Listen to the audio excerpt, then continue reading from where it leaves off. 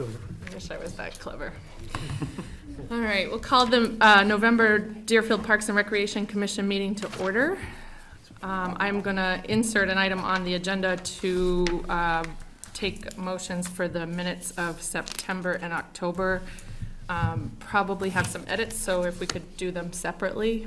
Can I get a motion on the minutes of the September meeting? I motion to accept the September meeting minutes. Second.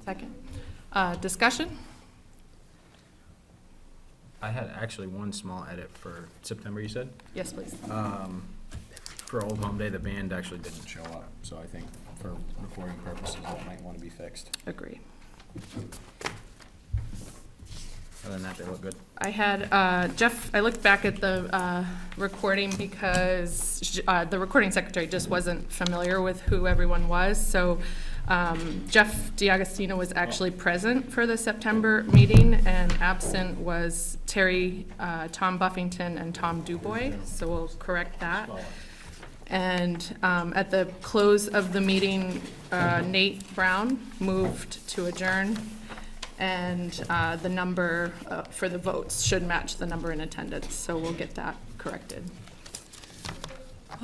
All those in favor of approving the September meeting minutes as amended, say aye. Aye. Opposed? And those will get corrected and reposted. Can I get a motion for the October meeting minutes? Aye. Motion to approve. There we go. Sorry. Second? Second by Nate? Second, yeah. Seconded by Nate Brown. Discussion? I had some attendee corrections. Terry and Jeff DiAgostino were actually present for the October meeting, and absent or excused for that meeting were Tom Buffington and Brian Giard.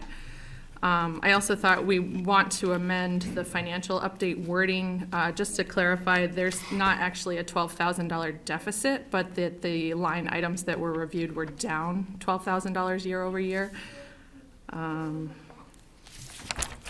And to close the meeting, Nate Brown made the motion, seconded by Jeff Shute, so we'll correct that.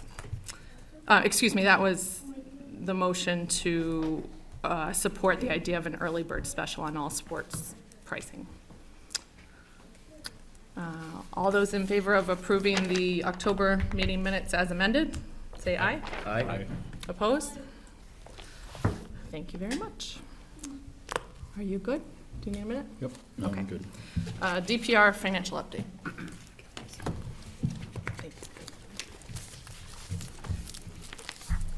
Hello, everybody. We have the planning board starting at 7, so I jumped on this early start to try to, Oh, good. sorry, All right. for starting without you. Okay, you're probably getting really tired of listening to me month after month. It's the same old thing. But we have some meat on the bones tonight. I'm happy to report. It's not the best meat, but it's meat.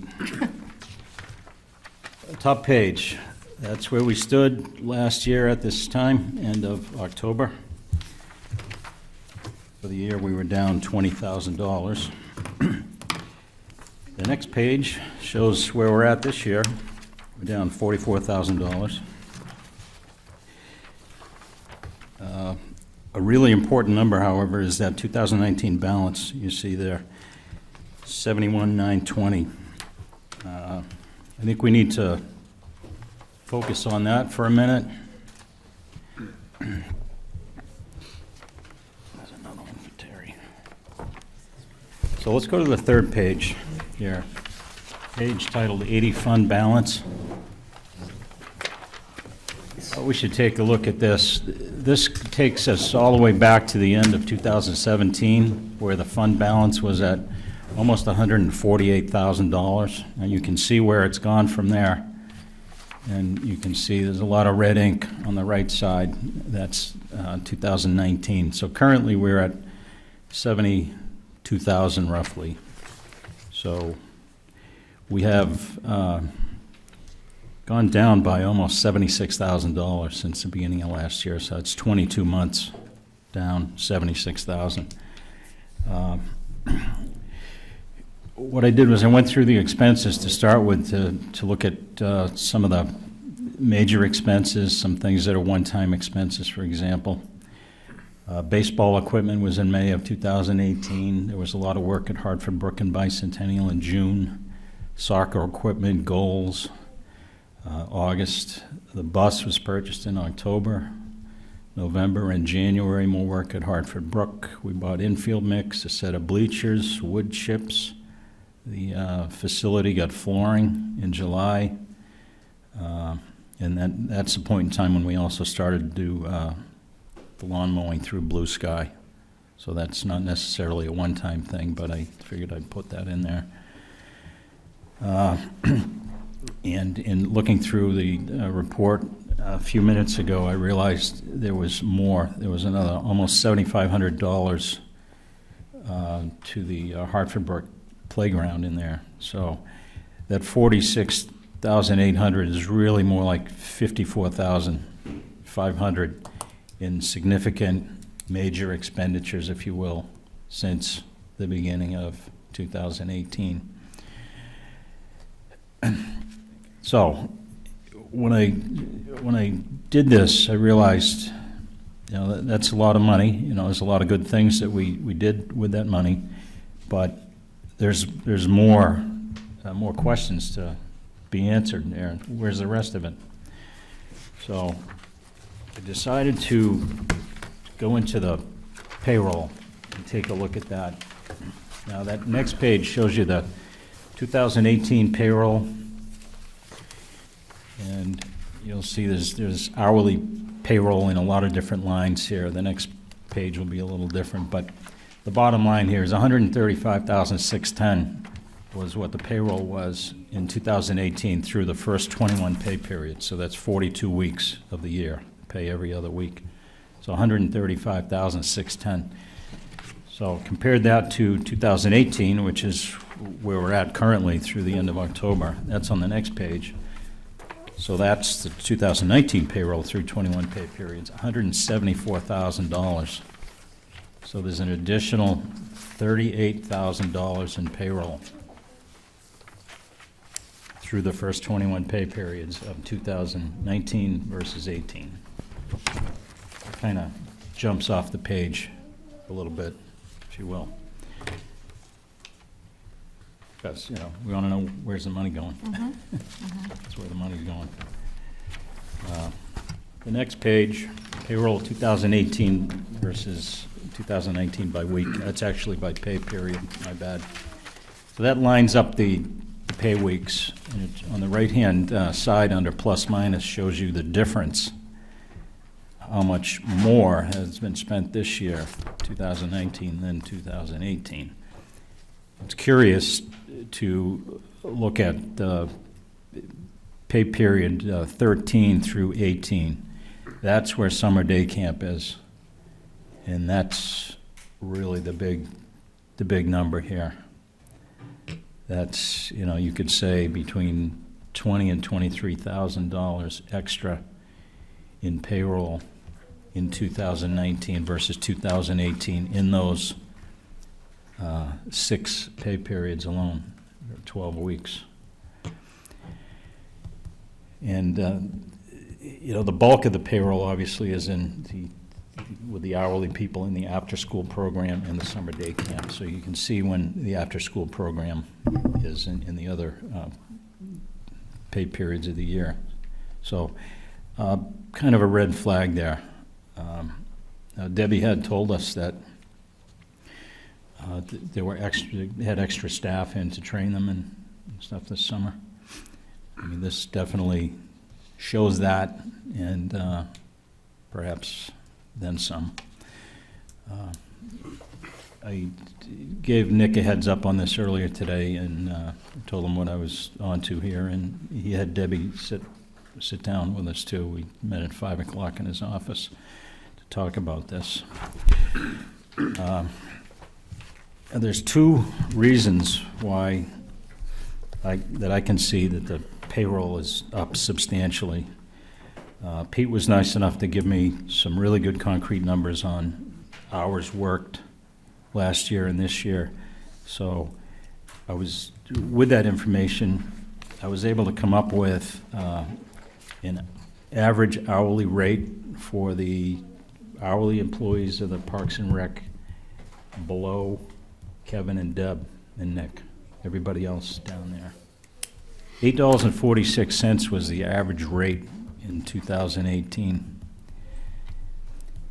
2019, year-to-date, through the end of October, the average rate is $10.17. So it's a $1.71 increase.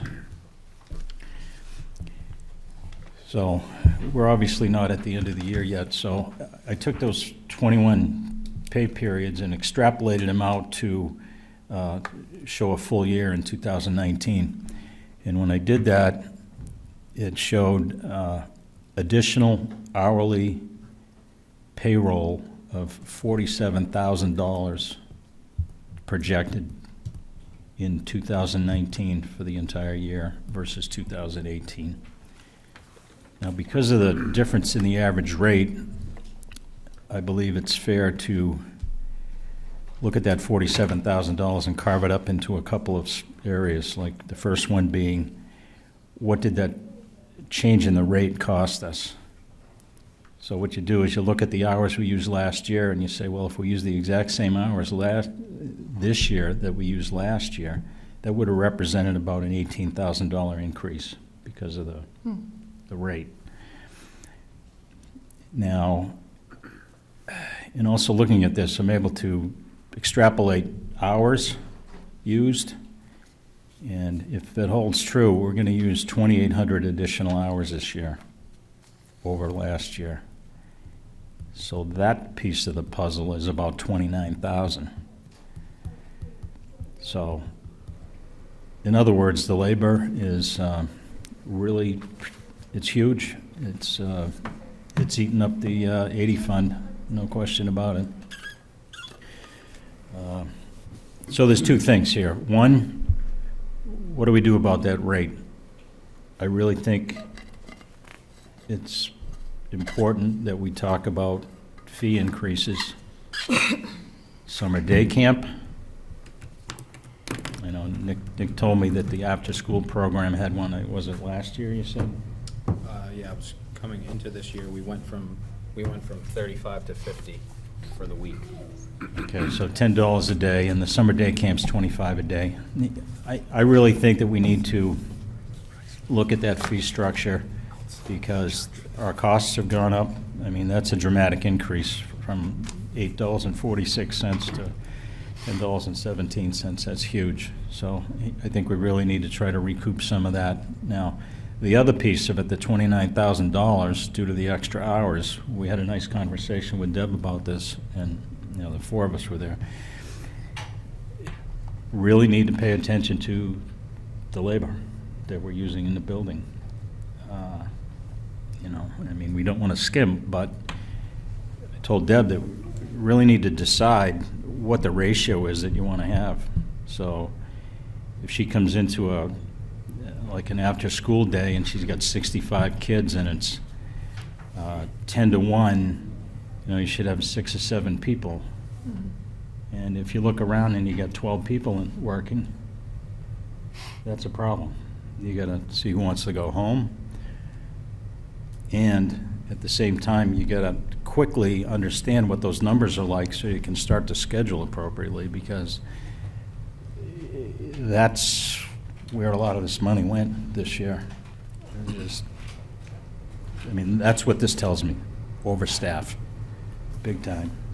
So she knows we can't, we continue down this path, and we're going to be going to the town asking for money to run this department. And I don't think anybody wants to do that. So we've got to tighten it up there.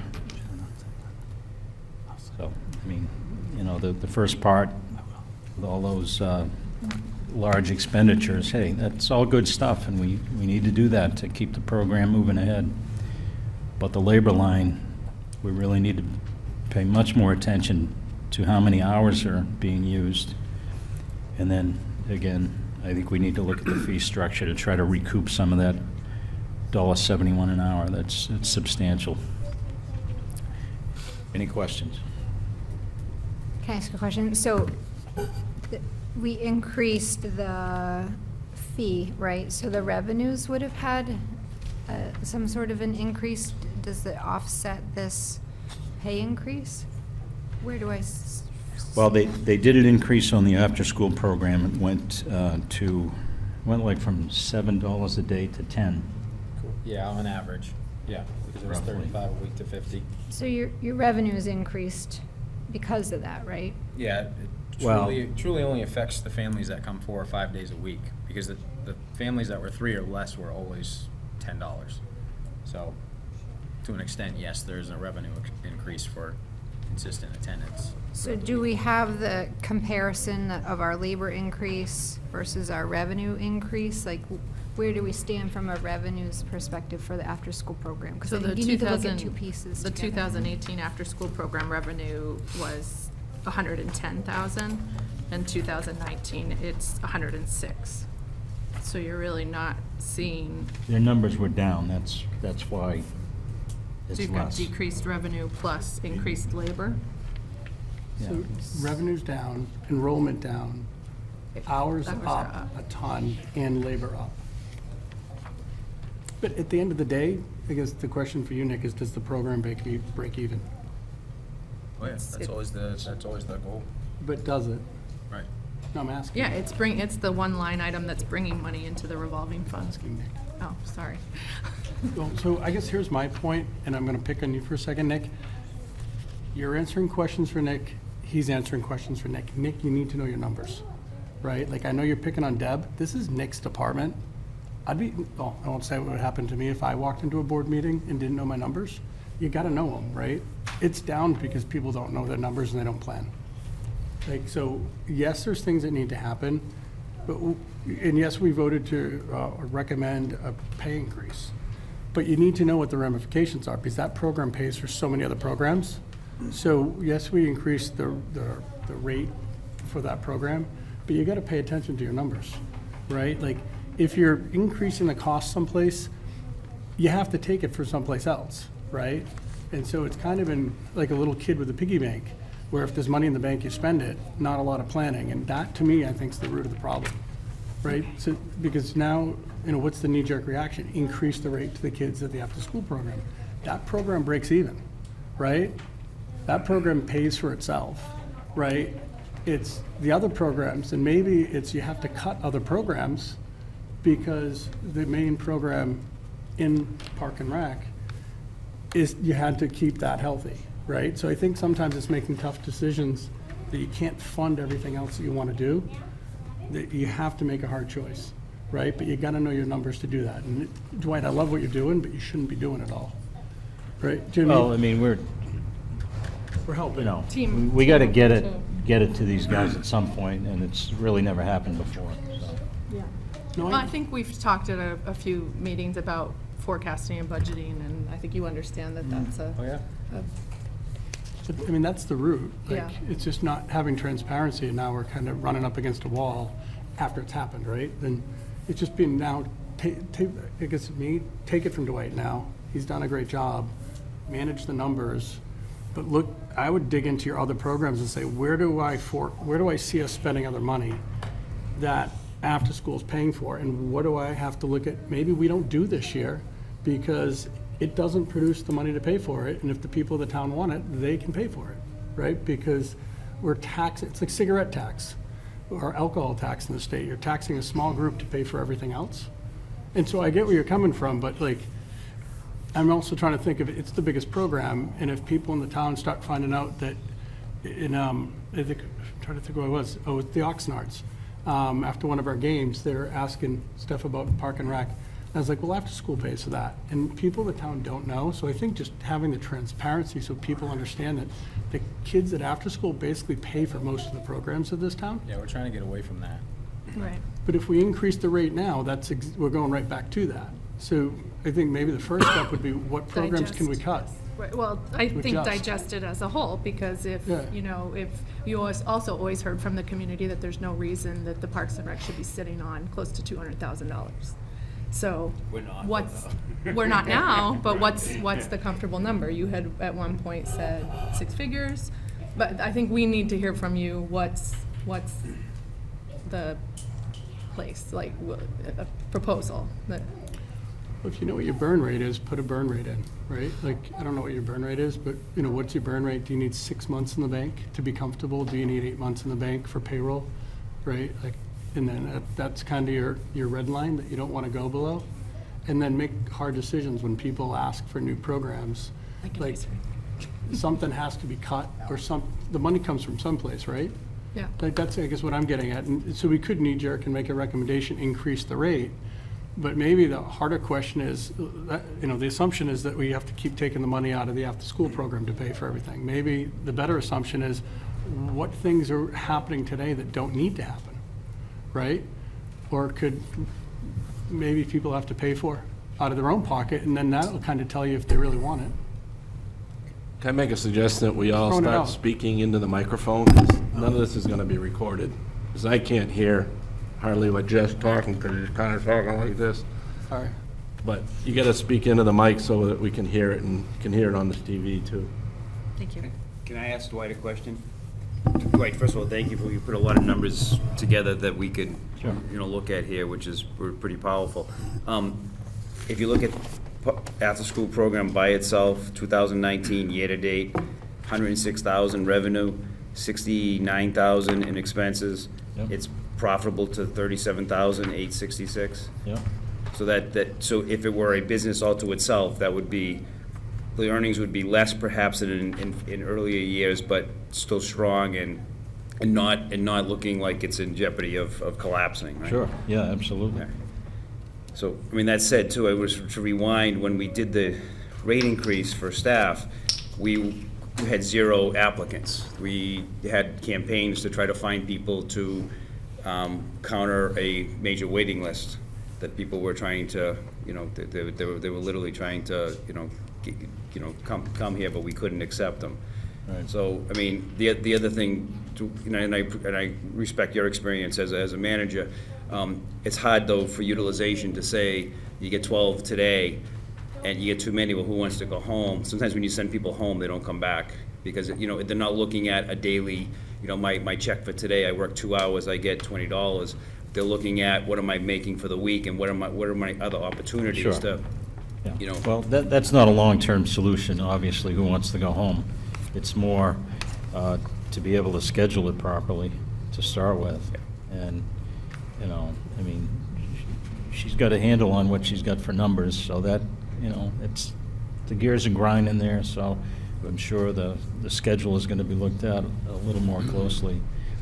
But, you know, it's just, it's money that's gone, you know, we just need to tighten that up.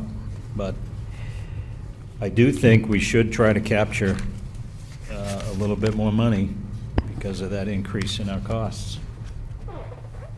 As Nick said, you went up on the after-school program, and as you can see, you know, $37,000 plus this year in that program.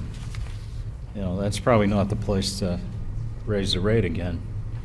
But I definitely think summer day camp, I mean, you look around, you know, we've had this discussion before, you're going to find $35, $45, $50 a day in surrounding areas for that kind of program. So there's certainly some room to move there, and that's my opinion, that we should, to capture some of that increase in the rate.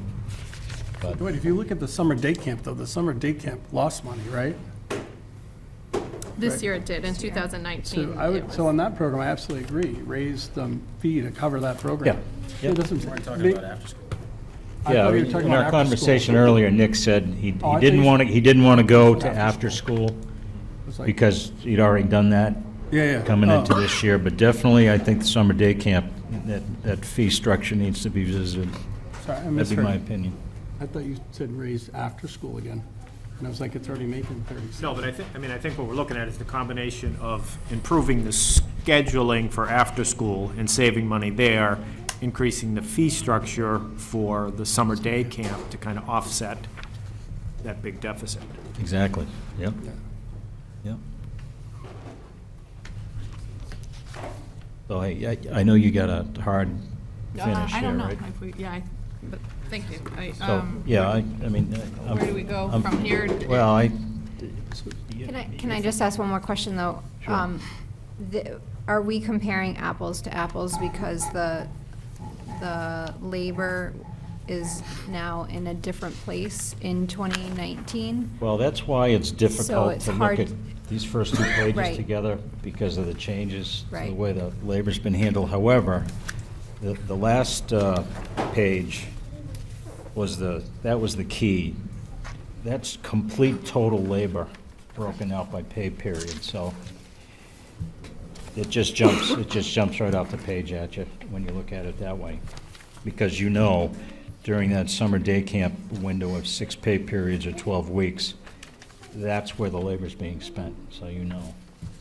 And so in looking at this last page, this is, for the yellow, I know we said after school is okay because, you know, they're making money, but this shows that we're running over every pay period, right? Is that what this is saying? Yeah, like, pay period 13, this is $5,143 more dollars in payroll labor than last year for that same week, period, 2-week period. Yeah. I think, I don't know if it would be difficult for Deb to, or for someone to slice it, but it would be helpful to see revenue, if that's what we're trying to get to, is profit and loss, to see revenue for those programs for each pay week also. So Well, that then you can tell. The problem with that is, it comes in at different times sometimes, like they had a big push this past year, and they got a lot of it in early, so I go crazy looking at those numbers. I know, if you could start to take like an average, like, you know, the two Libby children are there every week, that, Well, I mean, Based on attendance, Yeah, revenue for you that. can, you can look at the revenue on these top 2 pages and get a pretty good handle on that. Like summer day camp, 77,000 last year, and then divide that out over the 76, so, six so with pay it, periods, yeah, or they were 6 down weeks. slightly this year. But, I mean, you can really see the issue under the expense line, summer day camp, 82,000 this year, and last year was 71, you know, just, and that's pretty much all labor. Do we have a list of items, like sort of capital expenditures for the upcoming months, you know, whether it be the next 3, 6, 12 months, you know, a fence and some other things, so, you know, maybe we just want to curtail spending on the bigger items, because we did a lot of those improvements, we should get some life out of that. So, you know, I mean, if until this stabilizes and we get a sense of what we want to do, does it make sense that we just don't spend money in areas where we don't have to? You have a few things up your sleeve, right? Yeah, there are a few things in the works for the next year or so. Does it make sense to bring a list, Nick, or something, maybe I at the can- next I can meeting? certainly You know, do like, that. maybe an estimated cost? Sure. How do the parents that actually use the program and pay for it feel about a price increase?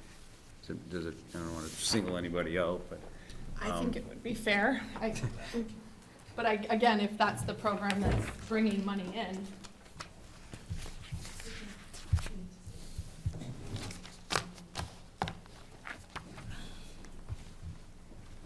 Sorry, It's all about the kids, Katie. I'm sorry. I think, I agree that the rates are much lower than the neighboring communities, but I also hesitate if that's the one that's carrying the biggest contribution to the pot, that why keep going back to the same source? That I think maybe we could be, Well, why do the Libbies have to carry Old Homestead? Why do the Libbies have to? I'm just well, no, but I think holistically, the Libbies can participate in Old Home Day, and they participate in Winter Carnival and all the programs as a whole. So I think I would like to hear it from the department, that we're comfortable with Parks and Rec, After School Clubhouse and Summer Camp contributing 20% of its overture to the pot, and the rest should run flat. Or, you know, I'd like to hear that from them. Just a quick look at the numbers. Deb told me earlier that summer day camp runs for 44 days. They averaged about 65 kids at 25 a day. So the quick math tells you we could make up that shortfall due to the average rate increase, which totaled about 18.5, with a $6 a day increase. Or, you'd probably round it to 5, so if you took it to 30, you'd get most of that based on those numbers. Getting back to the 2018, the place Yeah, that we were in Yeah, 2018. to recoup those additional costs due to the increase in the wage structure. Do we know why there's such a increase in those pay periods? Like, do they have more staff at a higher pay rate? And if so, shouldn't we be having more kids paying into it? Like, I guess I don't understand why in those summer months, the difference is so much bigger. Well, it was exacerbated by the fact that they did a lot of training. They brought a lot of people in. I think maybe Deb would get nervous occasionally about not having enough staff, so she wanted to beef it up and make sure she had the staff there. So it appears as though there was an abundance. She also Staff. knows we're gonna be missing some key players going forward too. We've already heard from a few of our tenured staff members that they won't be returning, so she, collectively, we thought it would be a good idea to put a little bit more in and just have these younger staff, 14, Sure. 15, 16-year-old kids that we're just hiring on, kind of fall under their wing for a little while and see how they do things so that we can depend on them much the same way in the future. And that's understandable. You do have to think ahead, and I give her credit for that, for sure, because she did bring a lot of people along this summer that hopefully will be around next summer. Something else we could think about is, we could do one of two things, is either put in our budget, we could put $10,000 in for special event as a budget item in Parks and Rec budget. Or we could even throw a warrant article out to see if the town would support it. Say $10,000 for special events, including Old Home Days, That summer don't concerts. generate a revenue. That don't generate revenue. Yeah. Is And there a if- way to get a head, so we talked about with cracking numbers, but get the numbers down to show all the events that don't generate revenue, that other programs pay for. Get that so it's transparent for the town, and then lay that out to the town. Say, here's this, these events are paid for by other kids' programs. They're not paid for by taxes. Because that's kind of what came out of that conversation I had with some parents in soccer. They're like, oh, that's not tax money that pays for that? I'm like, no, that's your kids' programs in town. And so lay that out for the townspeople and say, we're asking for the money to pay for this, so that way we don't have to continue to strip it out of kids' programs. But very clearly, you guys have those line items so that you have a very succinct, articulated message for the townspeople. And then they still have to pass the budget. You could do it as a warrant article, and then you would definitely get a taste of what the town wants. You could easily, the budget might fail, but people might pass a warrant article for it. It's a good suggestion. When would they have to have that in by, if they were gonna put that story together? Somewhere 1st of January, warrant articles have to be in. If we're gonna do it, I would do it soon and just leave the number flexible, and we can adjust the number before voting. Does that have to go to like the committee or, it goes through the normal warrant article process Yeah. then? Yeah. And when they vote in March, we vote in March for that, right? Yes. Yeah, so we would know going into You have the, meetings in February, town meeting, school meeting in February, that you can go and adjust that number to be put on the ballot.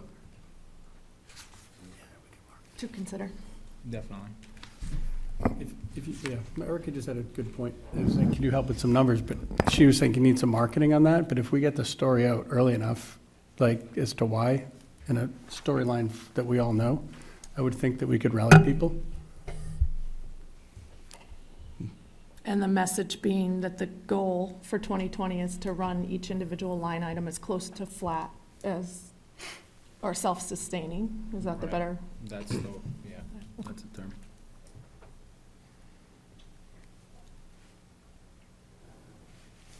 Okay. Anything else? Lots to digest. Thank you. Dwight? Yeah. So I think this comes down to a planning issue.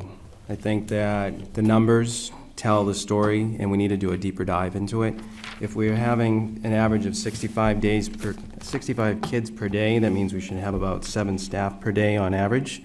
And then if you do the math, we should be able to figure out what the average staff members are gonna be and not plan for more.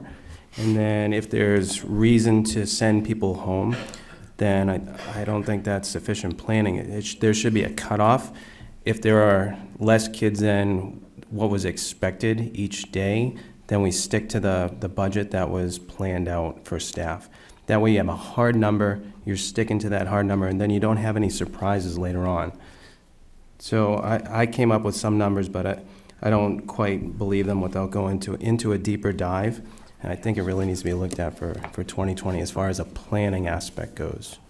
And it really shouldn't impact the numbers if children aren't showing up because they've registered for and paid for that day. Correct, So- but if we're sending staff home, then it could influence the numbers as far as revenue Yeah. goes, right? Right.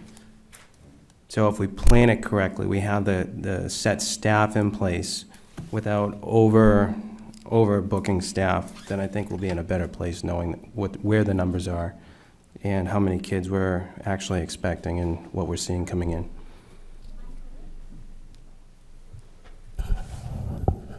Planning, obviously very important. Correct me if I'm wrong, Nick, but in talking to Debbie today,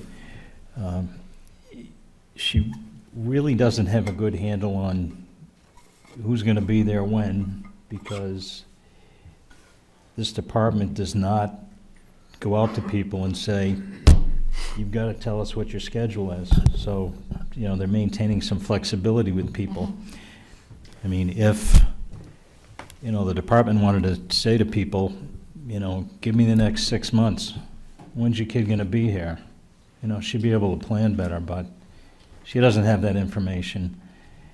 So she just have to do as good a job as possible in reacting to the levels and where they believe they're going to fall and staff appropriately. But what's the lead time? Like, when do you have to let them? 1 week, I I think, mean, So so, we cut off usually the Wednesday prior. so do we even extend that a to a little month bit? or We could try, for sure, but or- you'll always have late people coming in. That's the thing. Yeah, but at least we're, But you if know, it's Wednesday. I mean, if you get 10 kids play there, or 5 kids play there, because if you get 65 coming, you need 7, so you get 5 spots there. Sure.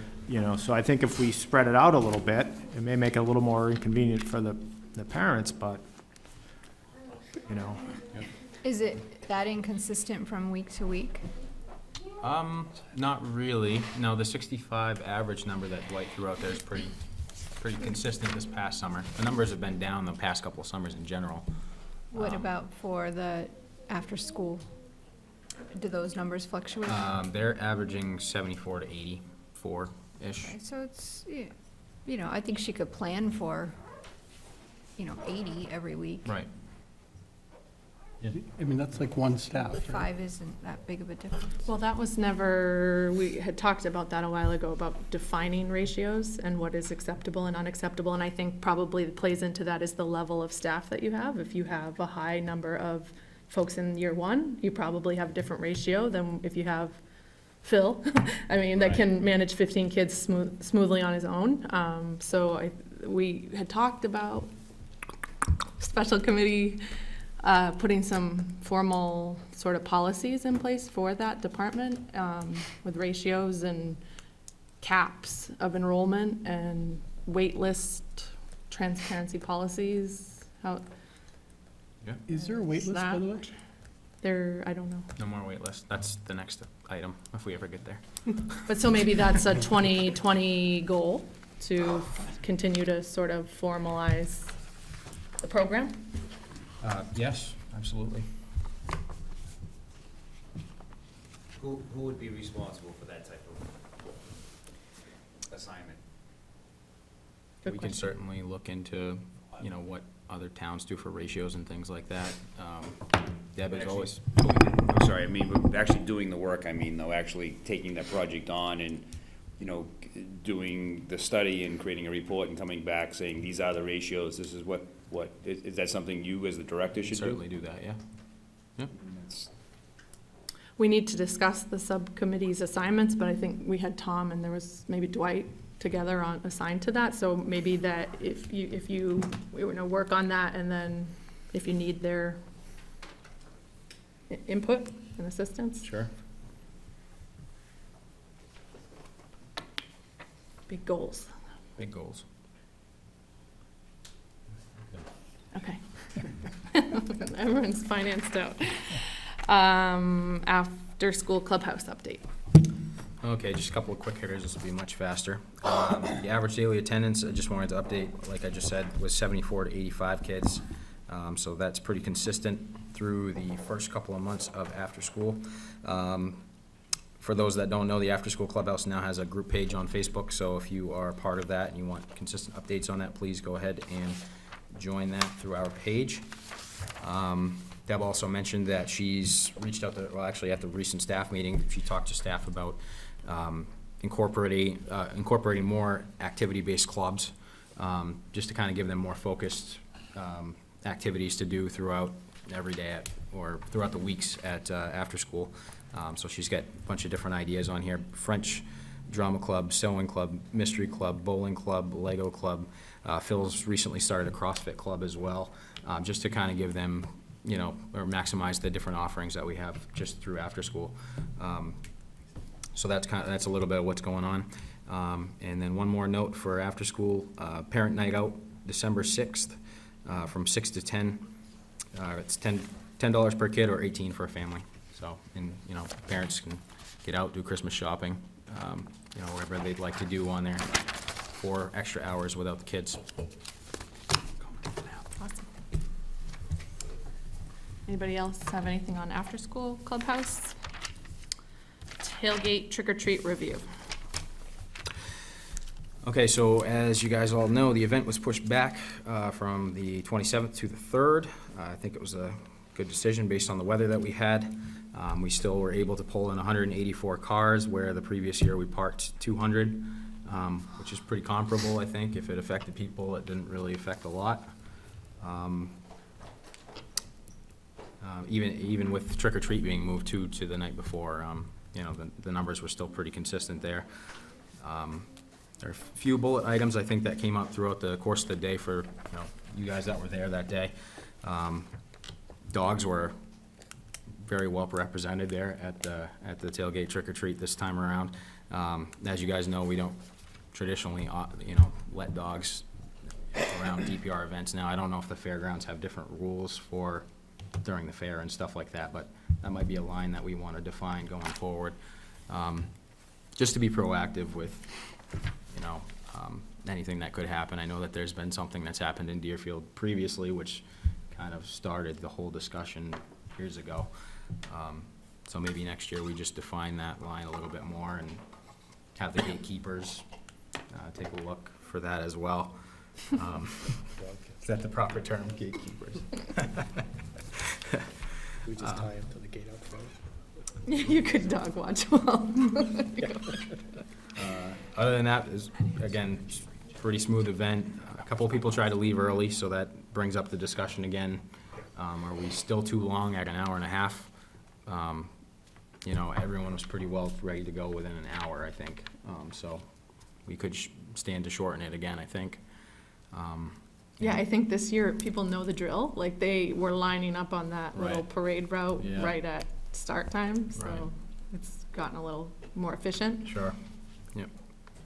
So that was the And thing. as soon as we announced that we were going to open the gates in 15 minutes, some people just got in their car and started heading out.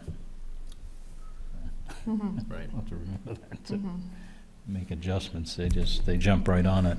I mean, maybe, I don't know if on the passes next year, we can put a little blurb on there too, saying, there's a hard time for people to leave, and then we don't have to announce it. People will know at 1:30 they can go, or 2:30 they can go, and Well, what we did was we moved it up 15 minutes this year. It was posted at 2:30, and around 2 o'clock, it was like, you know, things are pretty much done, so then we shave 15 off it, but as soon as you open your mouth, Well, that's what I mean. If we, even if we shave another 15 minutes off, put it on those passes that this is the hard time. Don't announce anything, so everybody knows at 1 o'clock to be ready, or whatever time we decide. yeah. I think an hour is probably good. I agree. Based on what we saw, yeah. Yeah. Yep. That's all I've got. If anybody else has any other feedback, but it was a good day.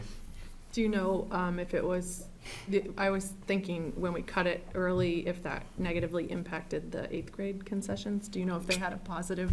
They sold out. Thought they ran out Experience? Oh, They- good. something, ran out. buns or, They ran out of chili, Mac and mac and cheese. cheese. Yeah. You know, Tammy Awesome. came home and said they Sold out. sold out of most of their stuff, Good. like the big stuff. So Good. they were really happy. That was real nice that they were there. That was good. Yeah. One little thing, I told Nick and Kevin, I think maybe we should get 5 or 6 trash cans, have one down each aisle, so kids can have a place to throw their wrappers and stuff. and then maybe for next year for parking, we should park, you know, furthest and then go forward, because Mhm. we parked some and then went back, and kids were running around as cars were coming down rows, so just for safety, Mhm. probably just want to manage that a little differently. We'll know better next time. Awesome. All right, fall soccer review?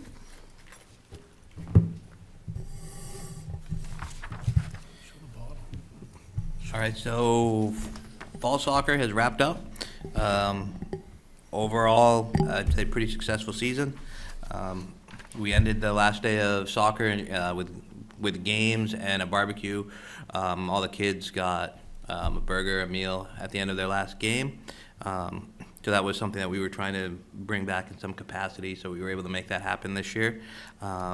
This bottle, they came in, this water bottle is what all the soccer participants are going to be receiving from Deerfield Parks and Rec as part of their registration fee this year. So we're going to be working hard on getting those out now that they have arrived.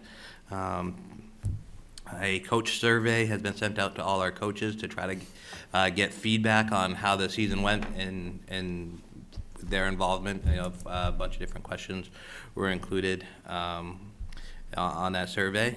To date, before I came up to the meeting, I checked, we have 7 of them completed so far, and it just got sent out last night. So I'd say in a short amount of time, that's pretty good, and we'll look to get more in, as well as thank you cards were mailed to all the coaches, thanking them for their time and volunteer efforts. And each card included team photos for the coaches as well. So yeah, then on the last day, we were able to get the nets off our soccer goals and the soccer goals off the field to help get it ready for winter. So that was a lot better than leaving them on the field during the winter like last year when we got hit with a snowstorm sooner than everybody expected. So everything's put away, as far as I know, over at Hartford Brook. Yeah, they still on the field at Bicentennial? They are? Okay. Yeah, okay. So I'll get over there and get those nets down and move those over towards the batting cage. Can we get new nets for those goals for next year? We can look at getting some new nets. I know those were new last year. It's just unfortunate those goals, I guess, are oddly sized, or at least it's the pole where the Velcro straps around, so, which makes it difficult to attach. But I know we started putting some zip ties, or Jeff put some zip ties on some of those goals to help keep them on there from falling apart. Well, the challenge with zip ties is the kids hang on them, right? And when they hang on goals, they rip the zip ties off. But then the other size is those are odd size goals. Yeah. So you can't buy a stock net to Oh, fit it. So we just kind of cinched and zipped. So on our things, we have the coach survey out. We're working on the player survey, which we'll get to you, right? So player parent survey. Soccer committee, I talked to people, they're like, can we just have a couple weeks off? So we'll probably meet maybe after Thanksgiving. I was gonna try to push it in before, but people said, can we just kind of unwind a little bit? Because it just had soccer, so probably early December we'll meet on that, just try to get feedback. Try to really just bring a core group in We've had a lot of parents express interest in why didn't we have futsal last year? We can have it back, so try to get that committee to come in and let them do some legwork on when it would happen. I know that basketball moved, but. Are you talking about a subcommittee of this group or No, the soccer subcommittee. So we with had it. outside participation? Yeah, we had one when we started kind of revamping the whole program, and then this last year I've been busy and kind of let it slide a little bit, and then just trying to bring that back so that someone else can deal with, like, helping with scheduling their ref training or the coach training, or helping with the futsal, because it was just Erica and I 2 years ago that did it, and we were there for, what, 5 hours or so every Sunday. So just trying to help parents that are interested in helping take some ownership, right? Just empower them to help, right? To get that involvement, just to help build the program. It was 165 kids this year. So the program's continuing to grow. It was, what, 7 pre-KK teams? 6 on Friday nights. So there's a huge mass of kids coming up. Between 1-2 was a big group. That was, what, 6 teams? Yes. 6 teams in 1-2, 6 teams on pre-KK. And there's a fair amount of parents that have interest in helping, so trying to find a way to get a handful of them involved on a more regular basis. So looking at, over the next 6 months, pre-registration, probably 5 meetings, right? Just, here's some stuff, what questions need to be answered, what some things that need to be thought out. If you want futsal, trying to get some other people involved in helping with that, just to kind of expand the network, also the feedback. And then, I mean, we'll get more into numbers for next week. We should have next month, we should have the surveys. But if you look at revenue for soccer this year, it was $13,000. Expenses were $8,000. So that put soccer basically $5,000 in the net. So I don't know if the bottles came out. I don't know if those weren't that expensive, right? Was it $600? I don't know the exact figure off the top of my head. You're still, so the program is still $4,000 in the black. And so, definitely in the right direction with the program, where we cut a lot of costs. So uniforms were shaved about $8 off per kid's uniform last year by not having to pay last minute. So overall, the program financially is healthy. So I know we talked a lot about money, but that program, so of all the money that the program, that the 80 funds down, soccer actually produced $5,000 in the black this year. So, Great. there's your update. One thing I'd like to mention about fall soccer, I heard it from a lot of the parents in the area, is getting the schedule a little bit earlier than what we did, because a lot of coaches, were getting it last minute, a couple days before the first game. So that was quite concerning, because the parents didn't know exactly where they were going for that first Saturday game. So that would be helpful. Another thing happened to the team that my son was on. He had a coach quit early on in the season, so there was only one coach on the team. And I was wondering if we could get something in line to have a replacement, or have a notification sent out to anybody in the town that might be willing to jump aboard and help out that one coach. I do know that situation you're talking of. What happened was that coach's son was accidentally placed at the wrong level, so he actually went up to Jeff's team. And I had spoken with Kate. I said, do you want me to help you find another coach? And she said that she felt that she would be okay, and that she would contact me if she felt like she needed another hand. So there was communication between the coach and I on that matter, as soon as we realized that we had to move up one of the players because he was at the wrong level. One thing that we'll have to talk about, but we had a player get hurt this year and get a concussion. And so one of the things we are looking at, if there's one coach or parents have suggested, is having to have a helper parent at the bench. So there's always 2 people there. So I know it's one of the things that Curtis and I did, was if he was at another game coaching, we always call the parent over. So we'll talk more about that, but that's been some feedback about maybe we implement a policy that you have to have 2 people at the bench. If there's a coach watching, someone else watching kids on a bench to help. But just- Yeah, and I think we're as not there important yet. is a code of conduct for the players that I think you're working on for everybody, but I think yes, there should be an adult presence on the bench, but I think that the players and families can up their level of conduct. I think that's a reasonable expectation. Anything else? Basketball registration. Okay, basketball registration. So registration closed this past Sunday. And we are actually looking really good at our pre-K and first and second grade, pre-K and first and second grade levels. They're going to be the two biggest programs for the biggest size programs for those two since I've been here. So pre-K and K, we're going to have right now 28 participants. And then grades 1 through 2, 33 is what we are registered at right now.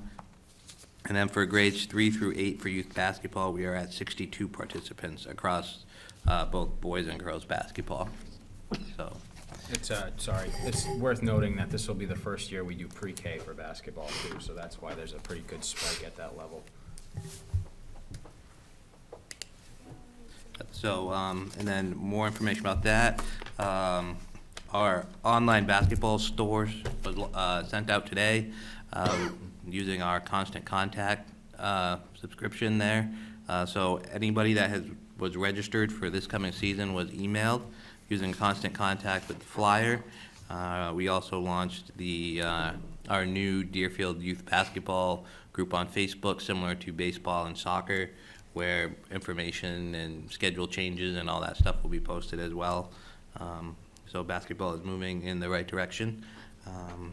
We have a coaches meeting tomorrow night at 6:30, so we'll hopefully be able to take these registrants for grades 3 through 6 and start to look at forming teams and solidifying coaches and hopefully figuring out a practice schedule that's going to work for everybody, and we'll get that out as soon as we can. And then I guess in terms of the game schedule, I'll be working with Barrington on the game schedule on Tuesday, the 19th of November. So hopefully we'll get that all pieced together, let each town coordinator or director kind of glance at it before we send it out, make sure that there's no issues with it. And then by the end of the week, hopefully it will be finalized. But then again, games for basketball won't start until after the holiday. First regular season game is January 4th. And the only thing before that is a jamboree on December 14th. What is the status of the code of conduct? I don't think there was one for basketball? Or are you expecting to have one in time for basketball? Not where the season is here, but one general code of conduct to cover all the sports is what the goal is for players and for coaches. And what's the status? Do you have a draft, or are you? It's very much in progress. It's, you gotta balance things from sport to sport if you're gonna do it universally, so, it's in the works. Let's make it a goal for baseball season before baseball rolls out. Okay. All of our baseball coaches will sign something. Families. Families, Okay. yes, thank you. Wait. Okay. And just curious, what's the reasoning for the delay in the start of the regular season?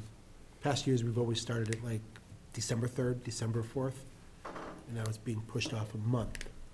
I wasn't aware of it, so I was just curious on why. I think the consensus from the meeting was that it just felt like you got started, you got to a point, you had 2 weeks, and you got kind of game ready, and then you took 2 weeks off, and then you're kind of starting back at square one again when you resume practices and your game schedule. So is it going to go longer into the season, or are there going to be multiple games per week? No, it's going to still be it's going to be a 7-week regular season. I think when we talked about it, that was essentially what it was prior to it. Because before, I think last year, when we did the jamborees, it was your jamboree was either the first weekend in December or the second weekend in December, just based on where the gym availability was. So we just bumped the jamboree back to the 14th, and then just all games starting after the holiday.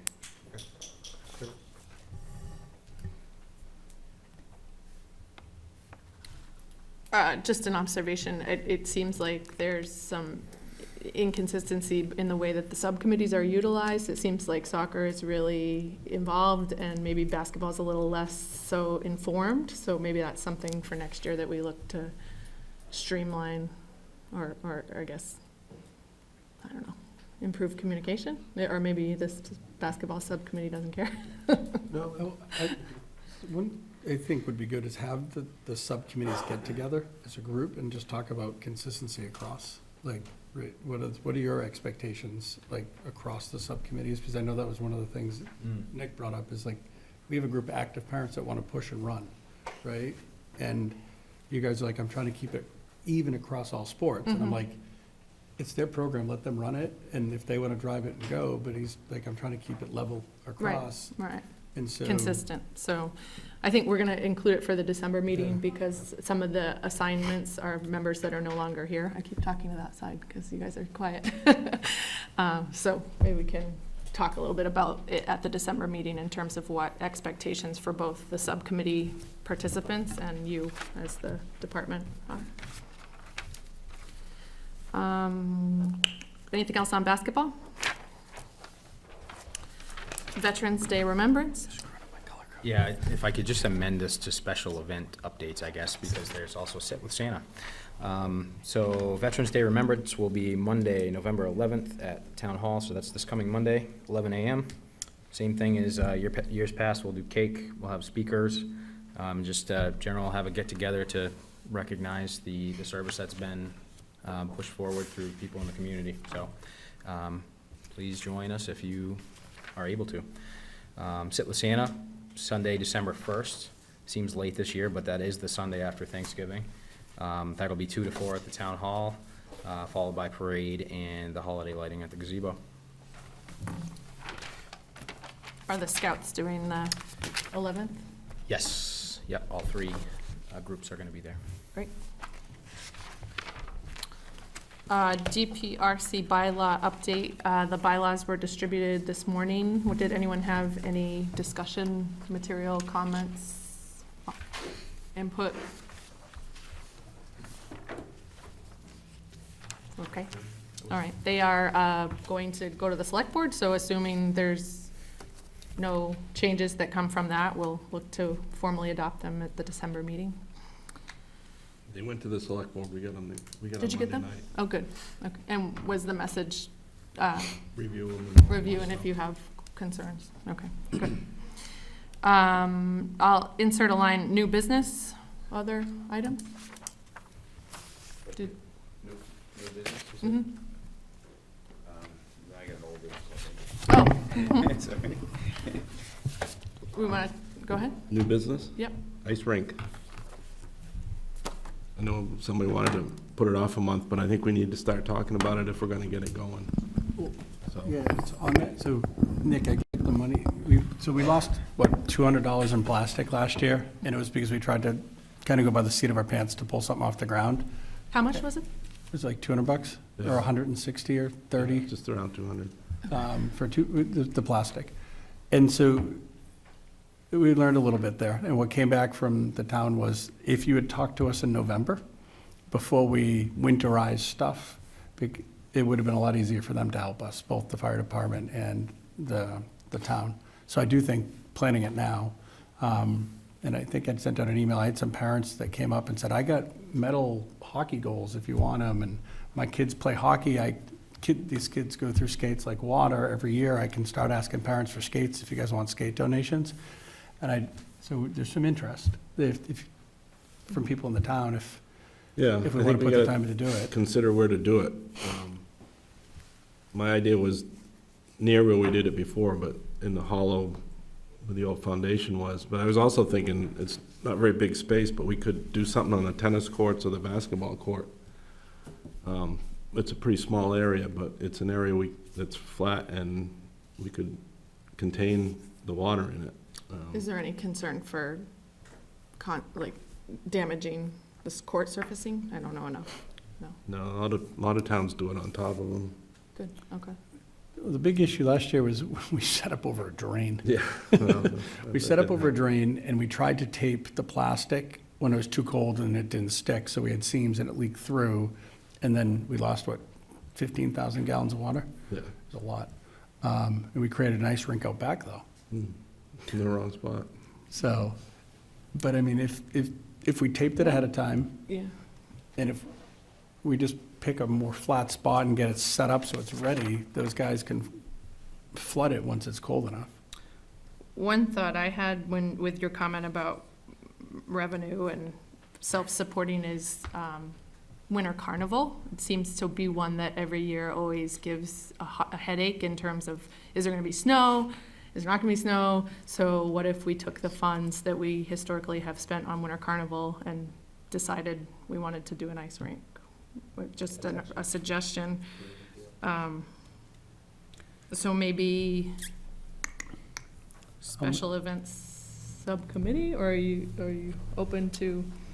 Yeah, no, I was gonna suggest that the ice rink be coupled with that, because that was, part of our original thought was to have that ice rink ready for Winter Carnival.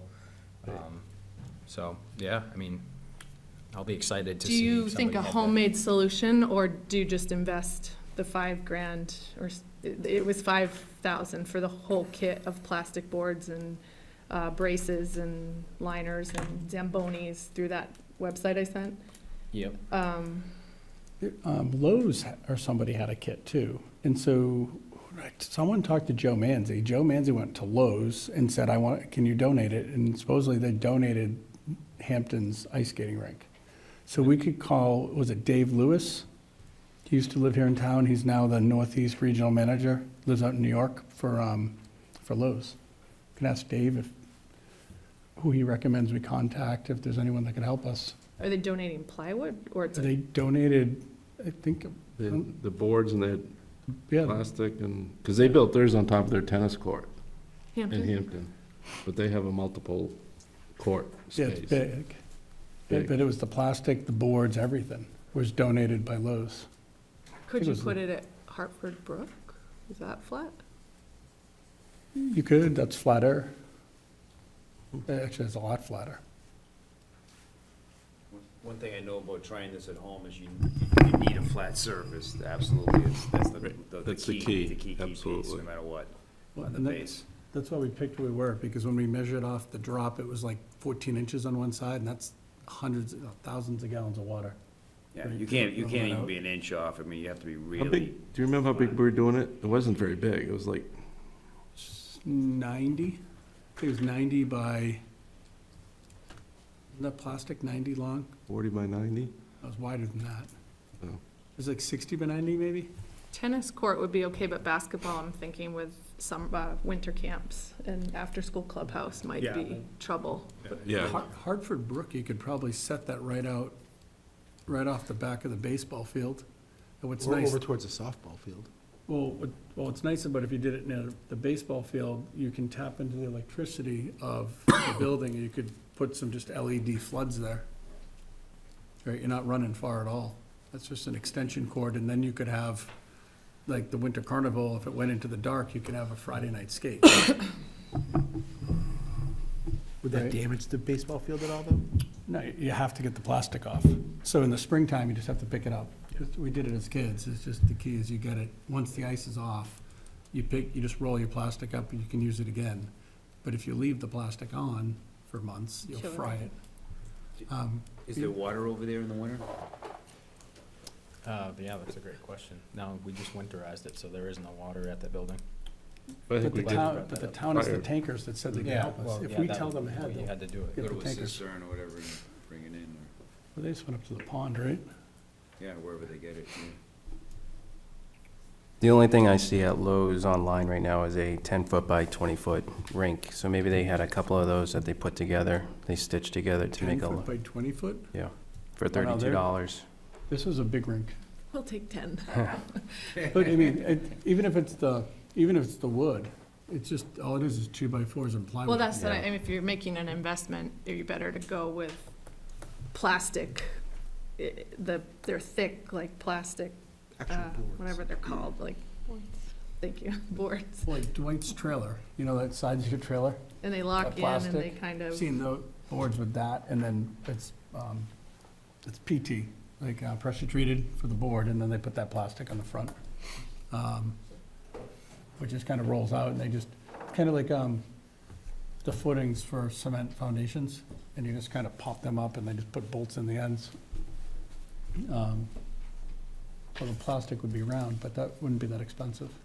I mean, they have a 20 by 40 rink in a box for $350. That's boards but it's tiny. It's tiny. It's a backyard thing. But there may be other sizes, I don't know. All right, well, So, I think it sounds like you're hearing that there's an interest, and what do you want to do from here? You I wanna don't mind- Schedule a subcommittee meeting? Yeah, I don't mind looking at the place by the firehouse, because if we did it over in the center of town by the firehouse, it's gonna be a lot easier to fill it, maintain it, and the parking's better, and center of town stuff, but I'm just thinking the fire department might be more willing to help, and the highway department too, because they're right there. And I think there's a low spot that we could fill in pretty easy that might work. the little marshy area,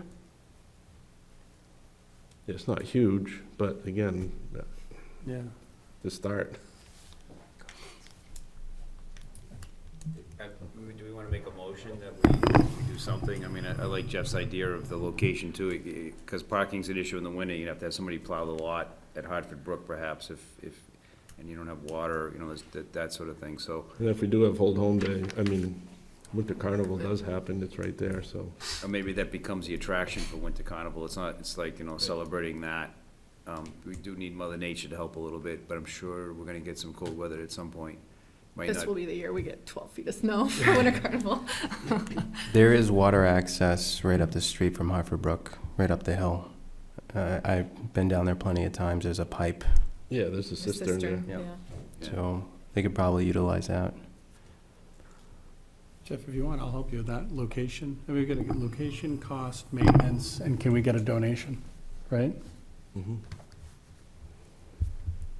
But we don't wanna just arbitrarily spend $5,000 considering Dwight's report when this meeting started. That's what I was saying, it's like, we got Right. Yeah. I planning. thought of a 50-50 raffle, you know, or other sort of fundraising efforts. I think there was community interest in having this available, so, I don't know.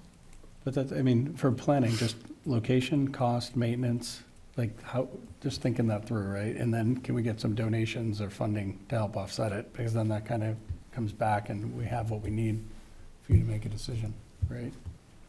Yeah, we might be able to post something on the website saying we're looking for plastic and wood for boards or stuff like that. People might donate. And you want, reach out to the fire and highway, or do you want me to let them know that we are hopeful? Yeah, between now and then, I'll try to get a hold of the Mark or Matt. Okay. I know Matt was interested. He was very helpful last year. So was Mark, so. Yeah, I mean, and what was his name, Carl? Carl. Carl was, I'd show up to fill it up on Monday morning, or Saturday morning, Carl's already there by 7 AM with the pipes running. He goes, didn't know if you were gonna be up. Thanks. I mean, he was there every day helping. Good guy. Bless you. Anything else for new business? Old business? And maybe just to dovetail on the area by the